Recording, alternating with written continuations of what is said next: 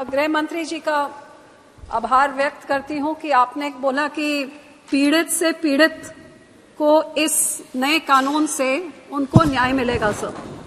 Sir मेरी सिर्फ आपसे विनम्र बेनती है कि एक कौम की सेंटिमेंट्स जो जुड़ी हुई जिसके प्रधानमंत्री जी ने भी पिछले सेशन में कहा कि जो कानून में नहीं आता। सर प्लीज सर ये मर्सी पिटीशन कानून में नहीं है सर। मर्सी पिटीशन के बारे में आपने विषय जिसका माँ बाप जिंदा नहीं है, जिसका परिवार नहीं है, मुझे याद है विषय आपने कहीं बताया कि आपने बदल कर रख दिया।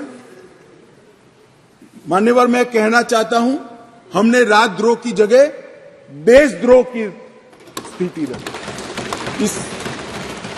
अब ये देश आजाद हो चुका है, लोकतांत्रिक देश है। शासन की टीका तो कोई भी कर सकता है, किसी को भी करने का अधिकार है। इसके लिए इस देश में अब किसी को जेल में नहीं जाना पड़ेगा, चाहे हमारा शासन।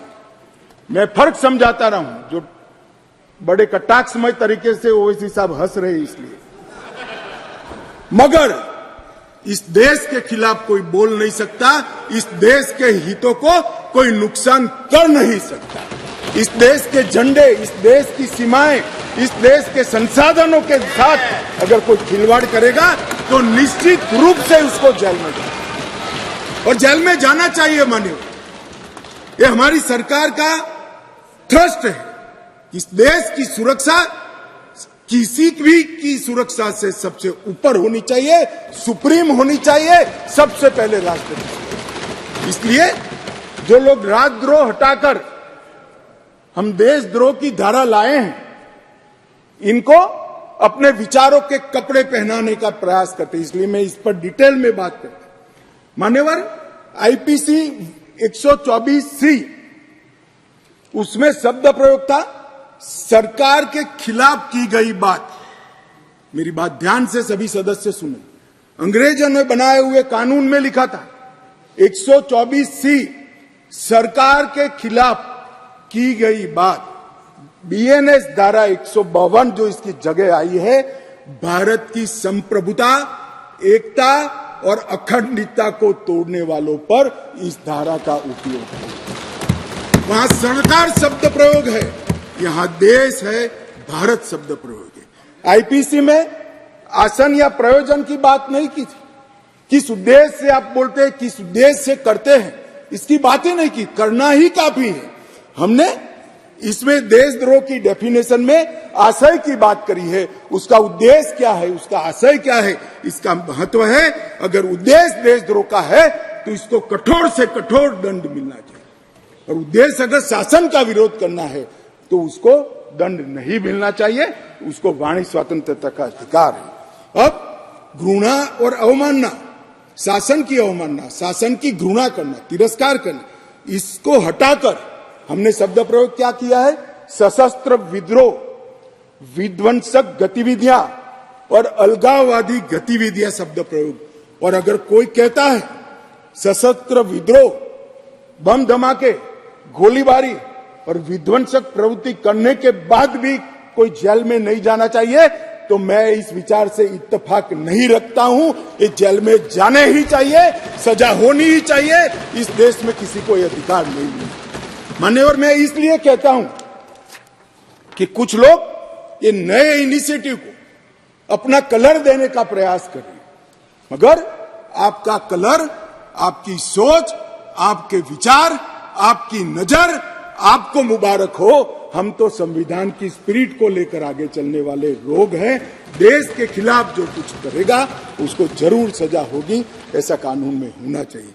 मान्यवर, आज मैं इतना ही कहना चाहता हूं कि हजारों स्वतंत्र सेनानी जो राजद्रोह की कलम के तहत अपने जीवन के सुवर्ण काल जेल में काटे, देश को आजादी दिलाने के लिए, अंग्रेजों को देश में निकालने के लिए, आज नरेंद्र मोदी सरकार के इनिशिएटिव से इनके आत्मा को एक प्रकार से जरूर संतुष्टि मिलेगी कि आजाद भारत में आज ये अन्यायी प्रोविजन को मान्यवर, हमने महिलाओं और बच्चों की सुरक्षा के लिए भी ढेर सारे प्रोविजन किए हैं। मान्यवर, भारतीय न्याय संहिता में एक नया चैप्टर महिलाओं और बच्चे के प्रति अपराध हमने ऐड किया है। इस विधेयक में 18 वर्ष से कम उम्र की महिला के बलात्कार से संबंधित प्रोविजन में हम बदलाव कर रहे हैं। मौजूदा बलात्कार का प्रोविजन रीनंबरिंग तो हुआ है तथा नाबालिग महिलाओं के सामूहिक बलात्कार को पॉक्सो के साथ सुसंगत बना देता है, क्योंकि कुछ प्रोविजन ऐसे थे जो पॉक्सो में ज्यादा हार्ड थे, जिनको फेवर करनी थी वहां पुलिस स्टेशन में पॉक्सो अप्लाई नहीं किया जा सकता है। अब पॉक्सो अप्लाई करे न करे, बलात्कार करने मात्र से पॉक्सो की सभी धाराएं ये न्याय संहिता के माध्यम से लागू हो जाएगी और उनको आयु का अधिकार आधारित वर्गीकरण ठीक नहीं था। क्रमशः 18, 16 और 12 वर्ष की उम्र के नाबालिगों के बलात्कार के लिए हमने अलग अलग सजा का निर्धारण किया है। 18 वर्ष से कम आयु की बच्चियों के मामले में आज जीवन कारावास और मृत्यु दंड का प्रावधान हमने किया है। मान्यवर, उनको फांसी की सजा। गैंग रेप के मामलों में 20 साल की सजा या जिंदा रहने तक की सजा का प्रावधान किया है और 18 वर्ष से कम उम्र की स्त्री के साथ बलात्कार में फिर से फांसी की सजा को हमने यहां पर रखा है। मान्यवर, बलात्कार की परिभाषा के तहत भी एक एनोमली थी। सहमति से बलात्कार में 15 वर्ष की जो आयु डाली थी उसको बढ़ाकर हमने 18 साल किया है। तो 18 साल से कम आयु की बालिका के साथ कोई भी कुछ करेगा तो माइनर रेप के दायरे में घुस जाएगा। मान्यवर, इसके बाद जेंडर न्यूट्रल कानून बना है। कई जगह पे कई सारी चीजें छूट गई थी। लड़के और लड़कियों के व्यापार जो एक घृणित अपराध है, इसमें सिर्फ लड़कियों का जिक्र था, वहां लड़कों को भी डाल दिया गया है और आईपीसी की धारा 366A में भी नाबालिग लड़की के साथ बच्चे का भी जिक्र कर इसको जेंडर न्यूट्रल बनाने का हमने प्रयास किया है। मान्यवर, आतंकवादी कृत्य को इतने सालों के बाद 1 लाख से ज्यादा लोग आतंकवाद की बलि पर चढ़ने के बाद 75 साल के बाद पहली बार आपराधिक न्याय कानूनों में जगह देने का काम नरेंद्र मोदी सरकार को। हमारा वादा था मान्यवर इस देश की जनता को कि हम आतंकवाद के खिलाफ जीरो टॉलरेंस की नीति रखेंगे और आतंकवाद की व्याख्या ही नहीं थी। कुछ सांसदों ने, मैं बाद में जवाब देता हूं, कहा है कि यूएपीए में है, मगर जहां उनके प्रभाव वाली सरकारें थी वहां यूएपीए को लगाते नहीं थे। आतंकवादी कृत्य कर सादे गुना की सजा में निकल जाते थे। अब हमने ये मूल कानून के अंदर ही आतंकवाद का जिक्र कर ऐसे लोगों को जेल के बाहर आने का रास्ता लगभग असंभव कर दिया। मुझे मालूम है कुछ लोगों को बड़ी तकलीफ हुई, बताया भी है, मैंने भाषण पढ़े, मुझे तो आश्चर्य हो रहा है।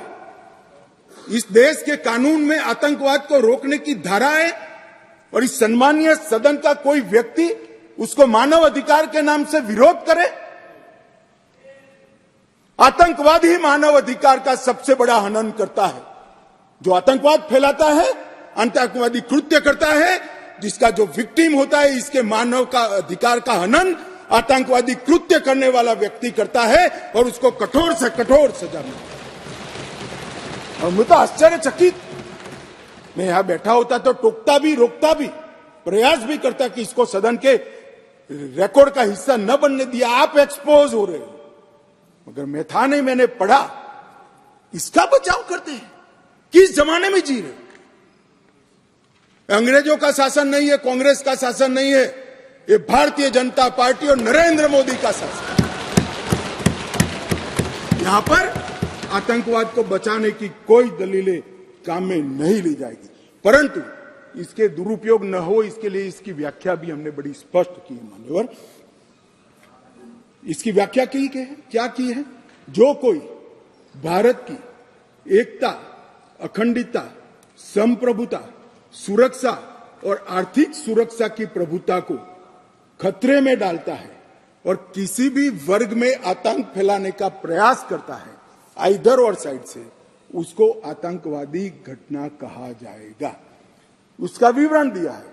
डायनामाइट, विस्फोटक पदार्थ, जहरीले गैस, न्यूक्लियर का उपयोग, ऐसी घटनाओं में जब कोई भी मृत्यु होती है तो ये घटना करने वाला आतंकवादी कृत्य में लिप्त माना जाएगा। अब इसमें कहां दुरुपयोग की गुंजाइश है? मगर मन में एक भय पड़ा है मान्यवर, वो भय से ये विरोध जन्म लेता है।